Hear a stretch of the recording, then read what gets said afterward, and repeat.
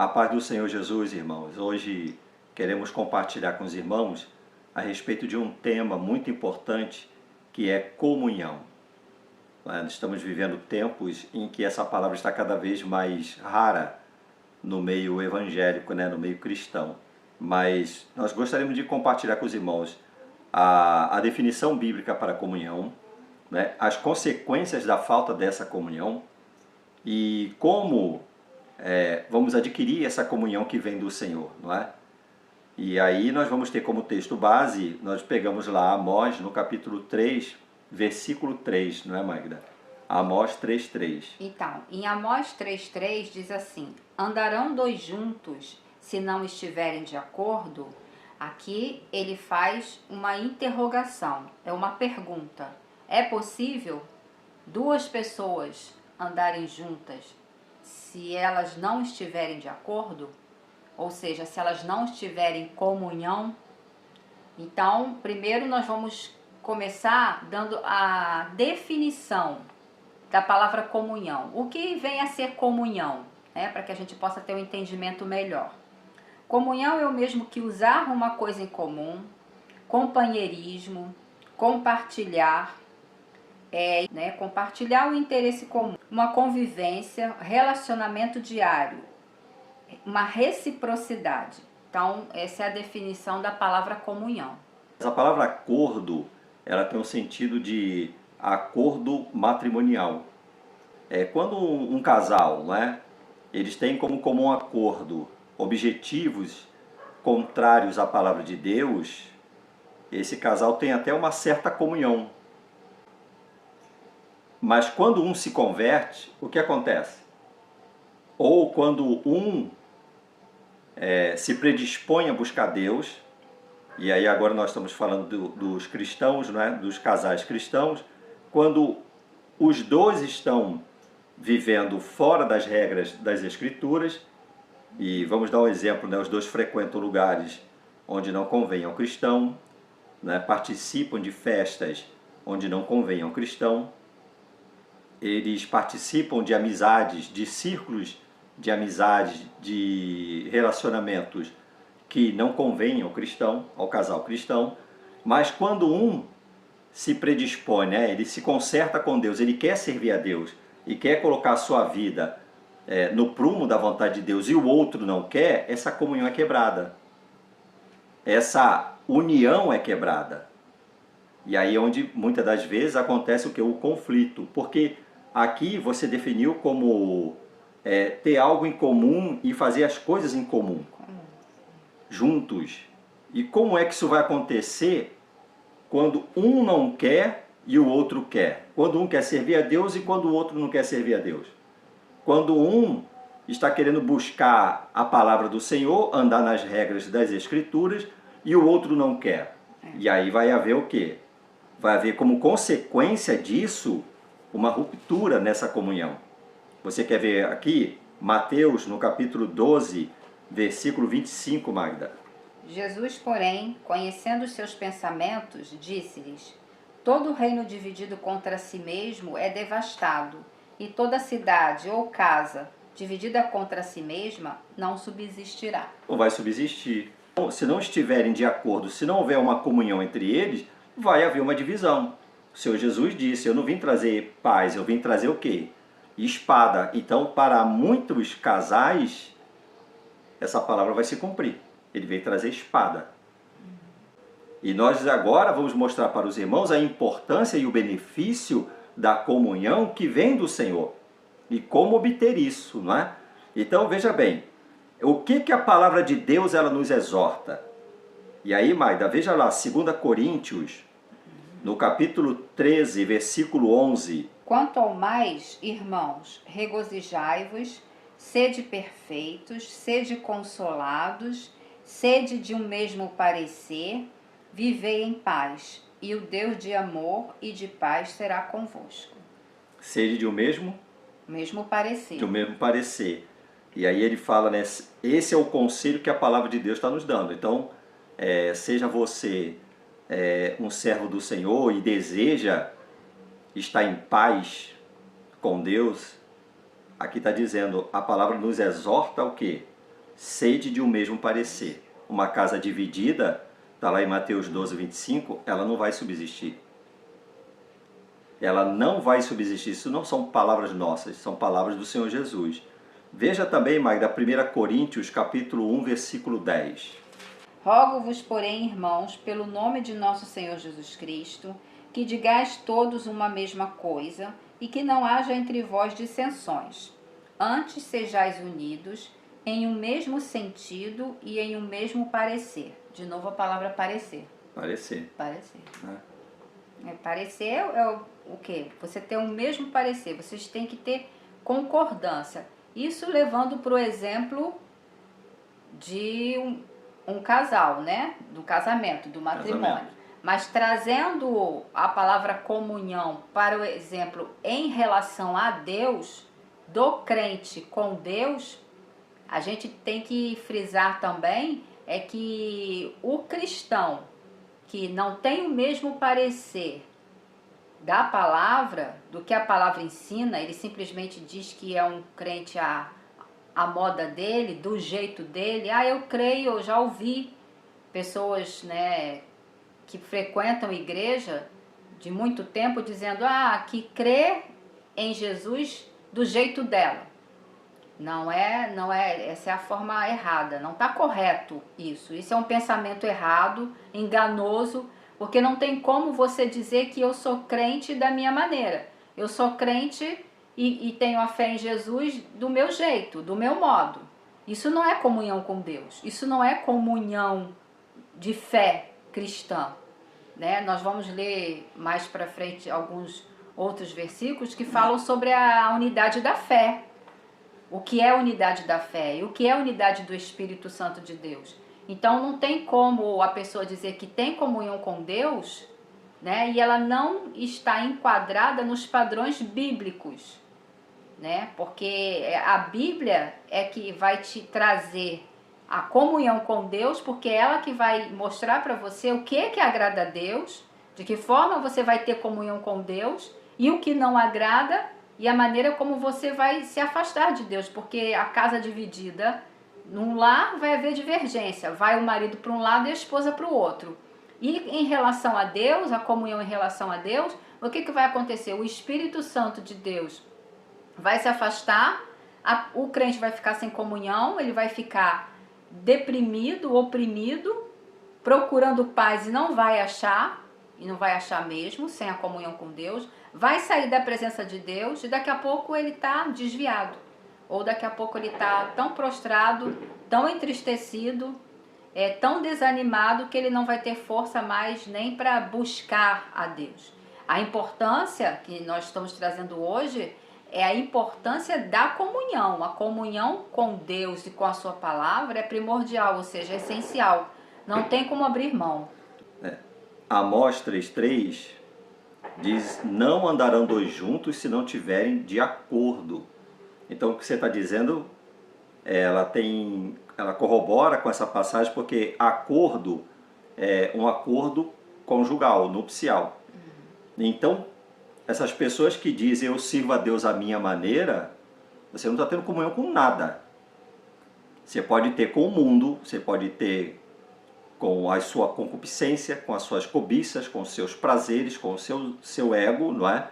Mas com Deus não. Com Deus não tem. Não andarão dois juntos, se não estiverem de um contrato conjugal, de uma união, de acordo, né? Isso. Então como é que você pode pretender dizer que serve a Deus à sua maneira? Que Deus é esse que você diz que serve?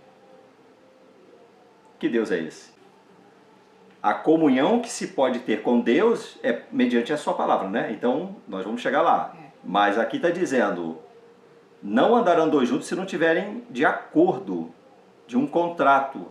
As duas pessoas quando se casam, não é porque elas veem que elas têm algo em comum, ou não, se casam porque são inimigos, porque são divergentes, que vivem em luta, aí vão casar. Será que alguém casa por causa disso? Porque vivem em briga? Não. Quando se conhecem já são avessos um ao outro? Não, porque existe o quê? Uma comunhão, existe uma união entre eles. E aí, como é que você pode dizer que serve a Deus se você não está nem preocupado em saber o que agrada a Deus? Não tem coerência na cabeça de ninguém, só na cabeça daquele que diz que serve a Deus à sua maneira. Por quê? Porque quer viver no engano do pecado, no engano da sua própria concupiscência, quer viver numa religiosidade que acaricia as suas concupiscências. Então Jesus diz, uma casa dividida não vai subsistir, não adianta. Né? Há pessoas que já casam e se ela começar a um seguir um caminho, outro seguir o outro, a tendência, o Senhor Jesus disse, não vai subsistir. A comunhão com Deus, no qual nós estamos aqui querendo passar para os irmãos, também vale para a comunhão conjugal. Por quê? Porque existem lares que querem ser edificados na palavra, ou um dos cônjuges quer edificar o seu lar na palavra, e o outro, embora se diga crente, diz, olha, eu sirvo a Deus à minha maneira. E como é que vai ficar isso aí? Então, o que é que vai harmonizar isso, né? Como é que vai conseguir fazer isso, né? Qual é a sua maneira de servir a Deus fora das Escrituras? Fala para mim. Você, marido, você, esposa, você, cristão, que diz que tem uma união com Cristo, você às vezes não é casado, você não é casada, mas você quer servir a Deus e diz assim, bom, eu quero servir a Deus, mas de que forma você vai fazer isso? Como é que você vai chegar para Deus e dizer para Deus, Senhor, nós vamos andar juntos? Convença a Deus de que você vai andar junto com Ele sem você ter um acordo de comunhão com Ele. Como é que você vai fazer isso? Quem é que vai conseguir convencer Deus de eu vou te servir, Senhor, mas a minha maneira, no meu modo de pensar, no meu modo de crer, no meu modo de agir, no meu modo de entender, né? O que tem de crente, Magda, dizendo, ó, eu não entendo dessa forma, eu não penso dessa maneira. E Deus está preocupado com a forma com que você pensa? Você acha que Deus está preocupado com o que eu penso, a forma com que eu quero servi-lo? Então Ele não é Senhor mais da nossa vida? Deus é Senhor, Jesus é Senhor. Trazer cativo todo o entendimento, a obediência a quem, irmãos? A mim, a você ou a Cristo? Então veja bem, como vamos obter essa comunhão? Atos, capítulo 2, versículo 44. Então, em Atos 2, 44, diz assim, todos os que criam estavam juntos e tinham tudo em comum. Todos os que Criam. Quem não crê? E essa palavra crer não quer dizer crer com a mente não, tá? É crer com o coração. Porque quem crê com o coração está disposto a obedecer. Não é verdade? Então, todos os que criam estavam juntos. E tinham o quê? Tudo em comum. Por quê? Porque não vai andar dois juntos se não tiverem de acordo. E aí entra também uma questão importante que a gente precisa frisar também. Uma das características boas, né, da comunhão é a harmonia. Tanto em relação a Deus, da sua comunhão com Deus, porque se você estiver em comunhão com Deus, você vai experimentar essa paz que Ele proporciona, você vai experimentar a sua presença, né, em todas as circunstâncias da sua vida, você vai usufruir desse benefício.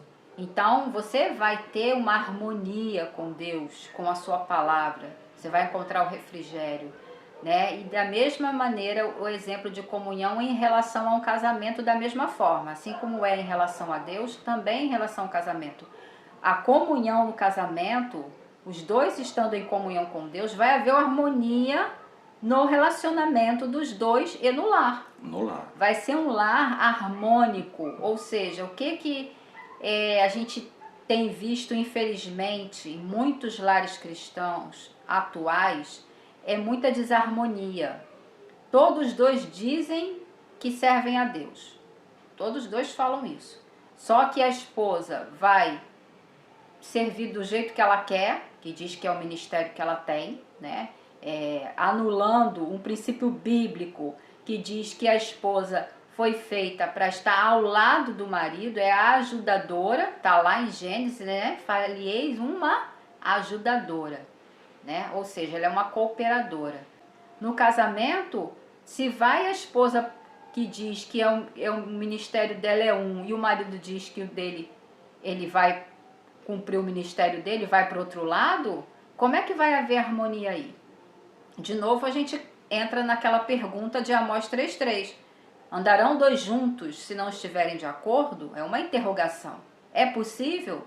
É possível haver harmonia no lar, haver harmonia no casamento, no relacionamento conjugal, dentro de casa, se cada um tem um propósito diferente, até mesmo quando diz que quer servir a Deus? Não. Os dois têm que estar em comunhão com Deus, porque em comunhão com Deus, né, o próprio Senhor vai harmonizar os dois para o centro da sua vontade, para que os dois sirvam juntos, em harmonia.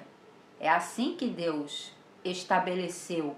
É um princípio bíblico que vem desde Gênesis e hoje os casais estão esquecendo, está em esquecimento, vamos dizer assim, esse princípio bíblico, além de muitas outras coisas, né, que tem ficado em esquecimento, no princípio bíblico, né, de deveres e direitos para um casamento, né? Aí já é um outro tema, outro dia, né? um outro tema. Mas vamos voltar à comunhão. Então, importante, irmãos, a gente está dando exemplos da vida diária para que a gente possa entender melhor a comunhão com Deus. E uma coisa também que é importante a gente falar na parte de comunhão, que quem tem comunhão passa a ter coisas em comum com Deus, a ter características de Deus. Se você tem comunhão com Deus, você começa a adquirir hábitos e a ter características no seu dia a dia, no seu comportamento, que vai se assemelhar àquilo que Deus ensina, àquilo que está expresso do caráter de Deus na Bíblia, né? Então você passa a ter características.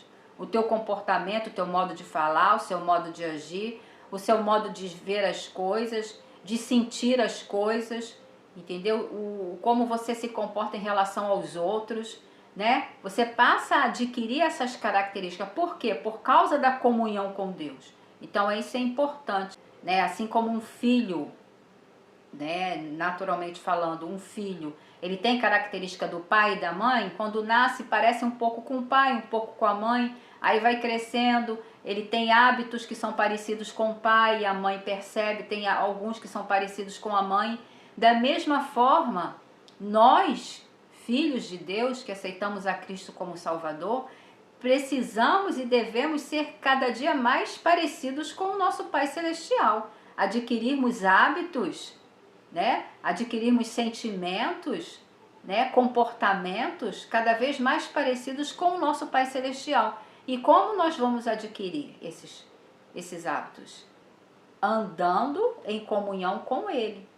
Porque aí a gente começa a receber dele, né? Essa essência no nosso interior, né?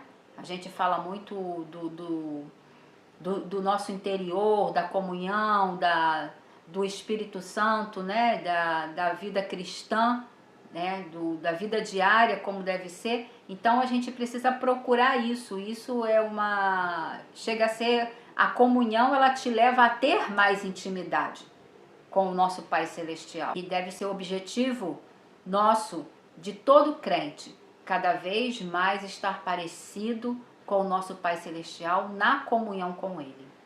Isso que você está falando é que as pessoas dizem assim, eu sirvo a Deus, mas os hábitos dela, ao você comparar com as Escrituras, você conhece os hábitos de Deus.